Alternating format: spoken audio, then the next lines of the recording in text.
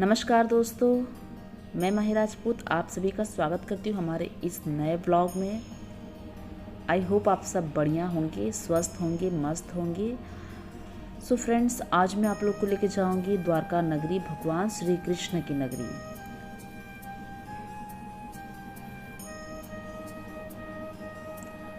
कहा जाता है कि ये 4 धाम में से एक धाम है। बहुत से श्रद्धालु भक्त पूरे भारत से, पूरी दुनिया से भगवान श्री कृष्ण की नगरी दर्शन करने के लिए आते हैं। अब आपके अंदर प्रश्न ये है कि हम वहाँ पे कैसे पहुँचें, कहाँ पे रुकें, कहाँ पे खाएं। बहुत से भक्तों का प्रश्न रहता है कि हम फाइनेंशियल उतने स्ट्रांग नहीं है, हम एक मिडिल क्लास से हैं, तो ऐसा कुछ बताया जाए ताकि हम कम पैसे में द्वारका नगरी घूम सके। तो फ्रेंड्स, आज के इस व्लॉग में मैं आप लोगों को एकदम चीपेस्ट पैसे में आप द्वारका नगरी घूम सकते हैं। तो व्लॉग को आप लोग पूरा देखिएगा, काफ़ी जानकारी आप लोग को मिलेगी। जो भी मैं आप लोग को बता रही हूँ, मैं खुद वहाँ पे गई, मेरा पर्सनल अनुभव है। मैं खुद द्वारका नगरी कुछ दिनों पहले जाके आई, तो आप लोग को अब वीडियो के माध्यम से बता देना चाहती हूँ। तो जब आप द्वारका नगरी, भगवान श्री कृष्ण की नगरी दर्शन के लिए जाते हैं, तो वहाँ पे जाने के लिए बहुत सारे ऑप्शन है। आप चाहे तो फ्लाइट के थ्रू भी आ सकते हैं, बाय एयर आप ट्रेन के द्वारा भी जा सकते हैं और पर्सनल गाड़ी भी करके भी जा सकते हैं। लेकिन सबसे अच्छा जो रहता है हम जैसे लोगों के लिए, तो हम ट्रेन चूज़ करते हैं, तो हम ट्रेन से भी जा सकते हैं। तो ट्रेन आप देख सकते हैं, आप जहाँ पे रहते हैं वहाँ से डायरेक्ट ट्रेन है कि नहीं द्वारका के लिए, द्वारका स्टेशन है। तो ज़्यादातर ट्रेनें होती हैं और ज़्यादातर ट्रेनें नहीं भी होती हैं। तो उसके लिए आप अपने जहाँ पर रहते हैं वहाँ से आप राजकोट के लिए टिकट निकाल लीजिए या फिर अहमदाबाद के लिए टिकट निकाल लीजिए। अब वहाँ से आने के बाद आपको द्वारका के लिए बहुत सारी ट्रेनें मिल जाएंगी, या फिर आप बस का भी सपोर्ट ले सकते हैं। आप स्टेशन पर उतर जाएंगे अहमदाबाद या राजकोट के, तो वहाँ से बस भी द्वारका तक जाती है और ट्रेन भी जाती है। लेकिन सबसे बेस्ट जो वो रहेगा ट्रेन, तो आप ट्रेन चूज़ कर सकते हैं।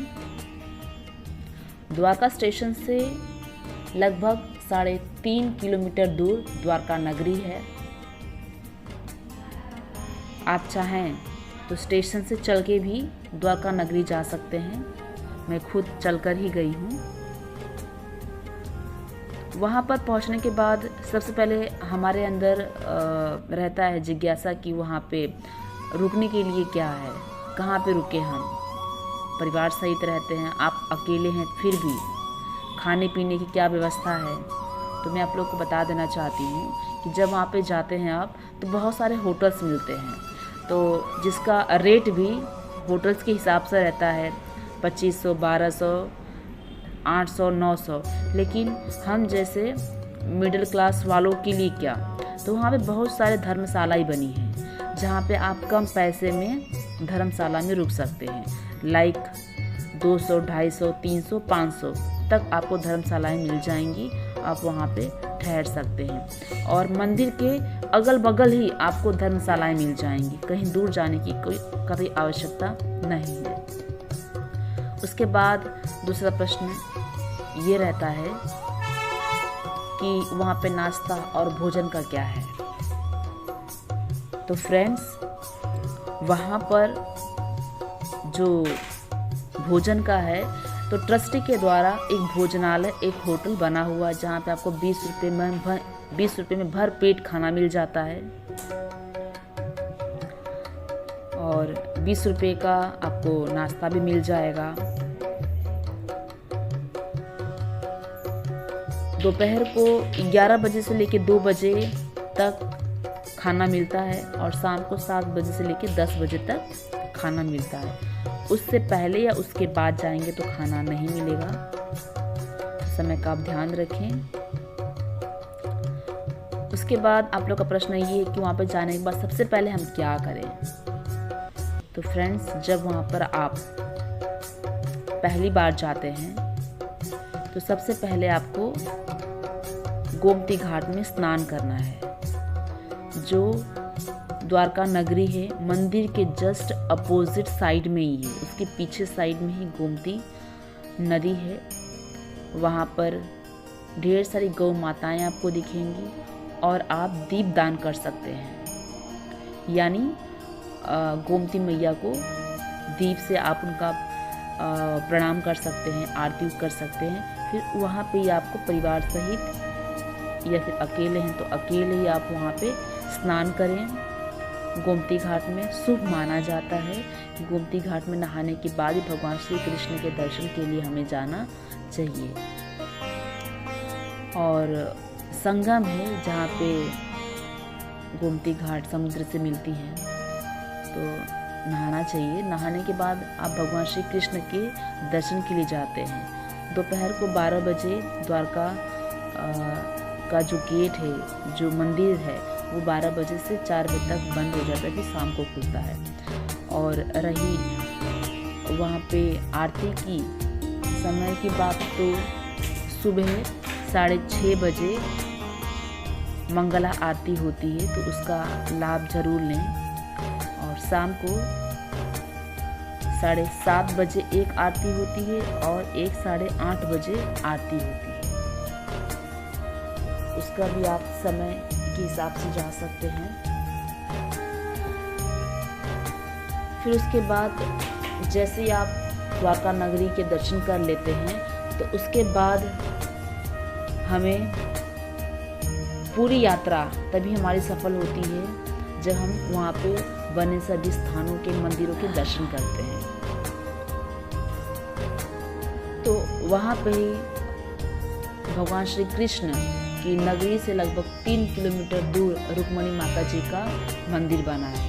कहा जाता है कि दुर्वासा ऋषि के द्वारा रुक्मिणी माता जी को 12 साल भगवान श्री कृष्ण से दूर रहने का श्राप मिला था, जिसकी वजह से वहाँ पर एक मंदिर का निर्माण हुआ। तो माता रुक्मिणी आज भी उस मंदिर में निवास स्थान करती हैं। और कहा जाता है कि जब आप भगवान श्री कृष्ण द्वारका नगरी के लिए आते हैं और माता रुक्मिणी के दर्शन के लिए नहीं जाते हैं, तो दर्शन हमारी पूरा नहीं होता है। तो भगवान श्री कृष्ण के दर्शन करें, उसके बाद 3 किलोमीटर दूर माता रुक्मिणी जी के दर्शन करें। तो अब आप सोच रहे होंगे वहाँ पे जाया कैसे जाए। तो बहुत सारे साधन हैं। आप वहाँ पे बस से भी जा सकते हैं। वहाँ के द्वारका जो ट्रस्ट है, वहाँ के एक प्राइवेट बस चलती है जो आपको पूरे स्थानों के दर्शन को करा कर लाती है। लेकिन उसका एक समय है, वो सुबह 8 बजे निकलती है और 2 बजे तक आ जाती है। तो उसमें एक टाइम बाउंडेशन रहता है कि आप खुल के पूरा इंजॉय नहीं कर सकते। तो दूसरा ऑप्शन ये है कि आप ऑटो प्राइवेट एक रिक्शा कर लें, स्पेशल रिक्शा, जिसके अंदर आप अकेले या परिवार को लेके घूमें। लेकिन उसका चार्ज जो है, अगर आप बस से जाते हैं, सिर्फ दर्शन ही करना चाहते हैं, तो आपको बेस्ट रहेगा बस, जो सुबह 8 बजे द्वारका से निकलती है। और उसका चार्ज सिर्फ 100 रुपये है। उसके बाद ऑप्शन जो है स्पेशल रिक्शा, वो अगर आप बुक करते हैं तो वो 800 से लेके 1000 रुपया लेगा। सुबह से लेके शाम तक आपकी इच्छा अनुसार आपको पूरा द्वारका नगरी का दर्शन कराएगा। फिर उसके बाद तीसरा ऑप्शन है कि आप रिक्शे से जाएंगे, लेकिन शेयरिंग में जाएंगे। एक व्यक्ति का 100 रुपया लिया जाता है। लेकिन वहाँ पे आपको इस बात का ध्यान रखना है कि आप अपनी इच्छा अनुसार नहीं घूम सकते।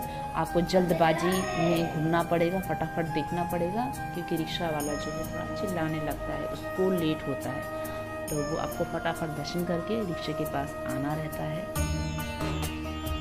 तो उसके बाद रिक्शा वाला सबसे पहले आपको माता रुक्मणी के दर्शन कराता है, फिर उसके बाद नागेश्वर ज्योतिर्लिंग लेके जाता है। उसके बाद आपको गोपी तालाब दिखाएगा जहाँ पे भगवान श्री कृष्ण अपनी 16,000 रानियों के साथ जल समाधि ले ली थी और वहाँ पर ही चंदन बना जो वहाँ का महाप्रसाद कहा जाता है। और उसके बाद ले जाता है बेट द्वारका, भगवान श्री कृष्ण की नगरी। और ये सब जो देख रहे हो ना आप वीडियो के अंदर, ये होटल है जहाँ पे आपको 20 रुपया प्लेट मिल जाता है और ये इसका नाम है भोजनालय, जो मैंने पहले ही बताया है आपको इसके बारे में।